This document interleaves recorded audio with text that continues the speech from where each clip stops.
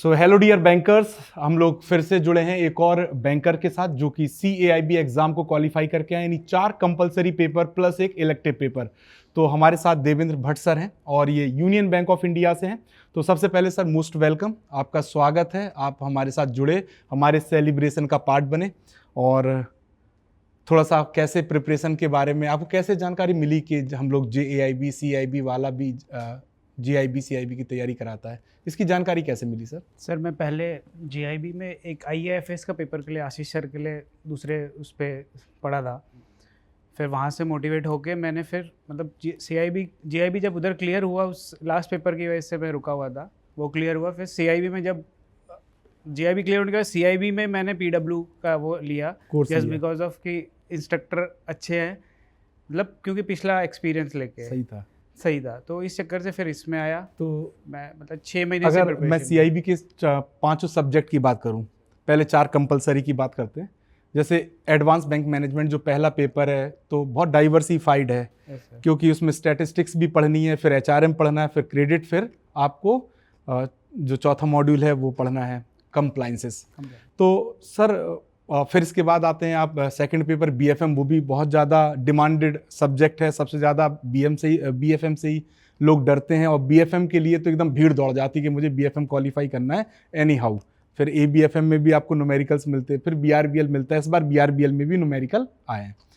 तो कैसे आपने सामंजस्य बिठाया सर इन सब्जेक्ट में, चूँकि एक पेपर में 4 पेपर हैं अगर देखा जाए, तो कैसे सामंजस्य बिठाया आपने अपनी प्रिपरेशन का? सर मैं एक्चुअली थोड़ा मतलब पिछले मार्च अप्रैल से, मतलब फरवरी मार्च से, मतलब 5-6 महीने से प्रिपेयर कर रहा हूँ। Regular preparation? रेगुलर है सर। ऑनलाइन लाइव क्लासेस कोई नहीं देख पाया सर, बिकॉज टाइम ऐसा कभी मैच ही नहीं हुआ। हमेशा रात के टाइम ही पढ़ पाता था, मतलब 12 बजे के बाद ही पढ़ा पाता। तो पहले स्टार्टिंग में 2 सब्जेक्ट ख़त्म करे एक महीने में, फिर लास्ट मार्च अप्रैल में एक सब्जेक्ट ख़त्म किया। फिर अब मई से मैंने पूरा कंबाइन लेके चलाया हूँ सर, सब सारे सब्जेक्ट की। सिर्फ HRM लास्ट एक वीक में पढ़ा है, वो सर के जो YouTube वीडियोस एंड वो। आप नहीं, मैक्सिमम बैंकर ही इलेक्टिव पेपर को लास्ट वीक में ही कवर करते हैं मेरे हिसाब से। और इस समय सबसे ज़्यादा डिमांड HRM की बढ़ती जा रही है। तो ऐसा है क्या HRM आसान होता है सर, कि जैसे रूरल बैंकिंग है, सेंट्रल बैंकिंग है, रिस्क मैनेजमेंट है, IT है, तो HRM क्यों ज़्यादा पसंद किया जाता? एक्चुअली सर वही 2-3 सब्जेक्ट्स में वो कंबाइंड है। हमारे जो 4 सब्जेक्ट जो कंपलसरी वाले हैं उसमें एक मॉड्यूल, HRM के एक मॉड्यूल है, वो हेल्प कर देते हैं। ठीक है। तो सर न्यूमेरिकल्स कैसे? अच्छा, इस बार केस स्टडीज़ भी रही हैं एग्जाम में स्टैंडर्ड ऊपर करने के लिए। केस स्टडीज़ और न्यूमेरिकल के लिए आपकी क्या स्ट्रेटजी थी? सर केस स्टडीज़ तो मैं मतलब जो आपका MCQ बैच था ना सर, उसमें पूरा कंप्लीट किया है वो बैच। तो उसमें केस स्टडी बहुत सारी कवर हुई, और न्यूमेरिकल्स जो अलग से न्यूमेरिकल्स की क्लासेस जो मैराथन क्लासेस आई थी उसमें से क्लियर किया सर। ओके। सो न्यूमेरिकल के लिए मैराथन में जो डाइवर्सिफाइड हर एक क्वेश्चंस अलग अलग सब्जेक्ट के, अलग अलग टॉपिक के मिल रहे थे, वहाँ से कवर किए। और क्या अच्छा लगा सर आपको हमारे साथ प्रिपरेशन करके, क्योंकि अब तो आप CIB के बाद आप नई जर्नी में रहेंगे, और भी सर्टिफिकेशन कोर्सेज हैं IIBF के, उनको भी आप क्वालिफाई कर सकते हैं। तो हमारे साथ जब आप प्रिपरेशन कर रहे थे, क्या अच्छा लगा प्रिपरेशन के पार्ट पे? प्रिपरेशन के पार्ट में सर मतलब इंटरेक्शन रहता है सर, मतलब ऐसा नहीं है कि सिर्फ इंस्ट्रक्टर ही बोला जा रहा है। हम भी अगर हमें कुछ दिक्कत होती है तो हम भी अपना पॉइंट ऑफ व्यू मतलब चैट के थ्रू रख सकते हैं, और इवन रिप्लाई भी मिलता है। ऐसा नहीं होता कि रिप्लाई नहीं मिलता। कई बार ऐसा होता है कि इधर नहीं है तो सर को दूसरे माध्यम से हम सर को कॉन्टेक्ट कर सकते हैं, आपको टेलीग्राम के थ्रू। तो उससे क्या होता है कि थोड़ा सा बना रहता है कि हाँ आपस में इंटरेक्शन ज़्यादा हो जाता है। तो इस बार हमारा जो JIB का रिजल्ट है मई 2026 का बहुत ही ऑसम रहा, मैं आपको बताऊं। और मैं अपने फर्स्ट एनालिसिस से, यानी जब आशीष सर का एग्ज़ाम एनालिसिस हुआ उसके बाद मेरा हुआ, क्योंकि पहले 2 पेपर आपकी जो लकीर है वो दिखा देते हैं कि कैसा रिजल्ट रहने वाला है।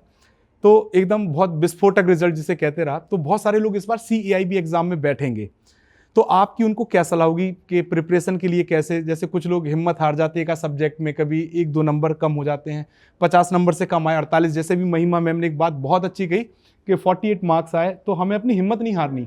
हम 4 पेपर के लिए तैयार कर रहे हैं, हम 5 पेपर के लिए तैयार कर रहे हैं, तो हमें पूरे पेपर पार्टिसिपेट करने हैं जो, और हमारे पास अभी चांस है कि अगर हम सिंगल अटेम्प्ट में एग्जाम दे रहे हैं तो ओवरऑल 250 इन CAIB और 200 इन GAIB हम लेके आ सकते हैं और अपने एग्जाम को क्वालिफाई कर सकते हैं। तो आपकी क्या सलाह रहेगी कि कैसे कोई बैंकर जो JAIB क्वालिफाई कर रहा उसको उसी रूटीन में तैयारी करनी चाहिए या रूटीन में कुछ चेंजेस करने चाहिए? थोड़ा सा आप अपना एक्सपीरियंस शेयर कीजिए प्लीज़।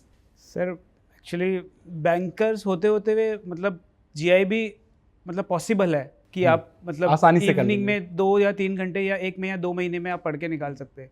बट CIB के लिए आपको प्रिपरेशन करना पड़ेगा, मतलब विद 6 मंथ्स तो आपको देने पड़ेंगे, मतलब 1 महीना एक सब्जेक्ट को कम से कम देना पड़ेगा।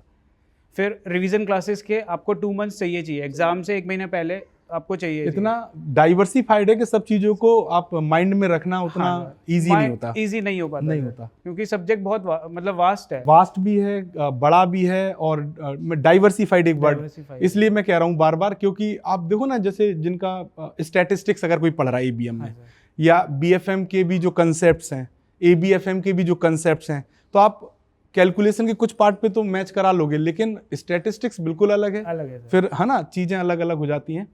और बहुत बढ़िया। तो सर कुछ स्ट्रेटजी, विशेष स्ट्रेटजी जो आपने फॉलो की हो? सर मैं एक्चुअली मेरे साथ एक बच्चा है 4 साल का, तो मैं उसके इश्यू क्या होता था सर कि उसके साथ पढ़ना मुश्किल है, मतलब इवनिंग। सर ने कहा कि सर का एक बच्चा है 4 साल का और वो बच्चा हमारे साथ है, हमारे साथ है पीछे। प्लीज छोटू यहाँ आओ, यहाँ 1 मिनट, पापा के साथ। और पहले सबको हेलो बोलो। तो ये वो कैंडिडेट हैं जो पापा को प्रिपरेशन करने में थोड़ा सा परेशान करते हैं। एम आई राइट? पापा को परेशान करते हो तैयारी करने में? हाँ करते हैं, ठीक है। 1 मिनट। और ये अभी आपको बता दें, ये खुद भी बहुत ज़्यादा डायनेमिक पर्सनैलिटी हैं। इनको आप ऐसे मत सोचिएगा कि छोटे से बच्चे हैं। ये अभी जो हम लोगों के और भी टीममेट्स हैं जो अपना काम कर रहे हैं, उनके साथ भी ये इंटरेक्ट होके आए हैं। हाँ, कि कैसे आप कर रहे हैं, और उनके टैब पे भी कुछ पढ़ा लिखा है। एम आई राइट? पढ़ा है ना? ठीक है। तो आप कुछ कहेंगे कि पापा तैयारी करते थे सभी बच्चों से कि पापा को तैयारी करने दो, मम्मी को तैयारी करने दो, ऐसा कुछ कहेंगे? अरे कह दो। नहीं कहना। ठीक है, ओके, थैंक यू। तो यही वो सुपुत्र हैं जिनकी बात सर कर रहे थे। तो कोई दिक्कत नहीं है ना, क्योंकि इनके साथ ही सर ने प्रिपरेशन की और इनके साथ ही सर ने एग्जाम भी क्वालिफाई किया, तो हम भी इनके साथ ही आगे बढ़ते जा रहे हैं।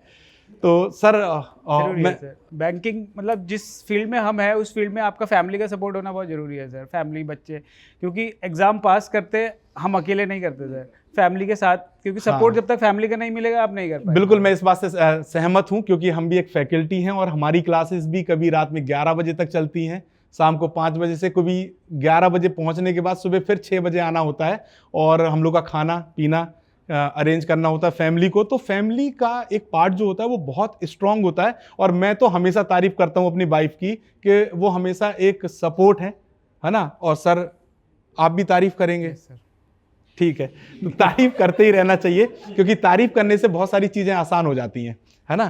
तो सर तो इसी के साथ फिर हम आपके साथ विदा लेंगे। तो कॉन्ग्रेचुलेसन सर, और मैं चाहता हूं कि आप जैसे बैंकर बहुत सारे हमारे साथ जुड़ते रहें, आते रहें।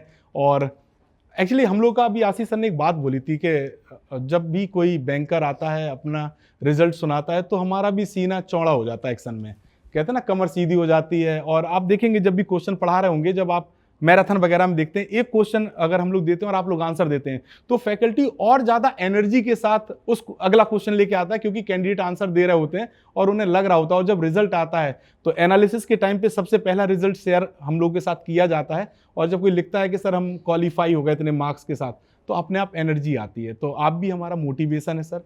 और सभी डियर बैंकर्स, मैं एक ही बात कहूँगा यहाँ से, ये जो सेशंस हम लोग आपके लिए लेके आ रहे हैं उसका एक ही उद्देश्य है कि जब भी आप अपने टारगेट करें अपने एग्जाम को, अगर आप न्यू बैंकर्स हैं तो JAIB जरूर दीजिए, और अगर आप JAIB क्वालिफाइड हैं या JAIB दे रहे हैं तो CAIB के लिए भी अपना रास्ता तैयार रखिए। तो thank you very much sir. Thank you. Thank you.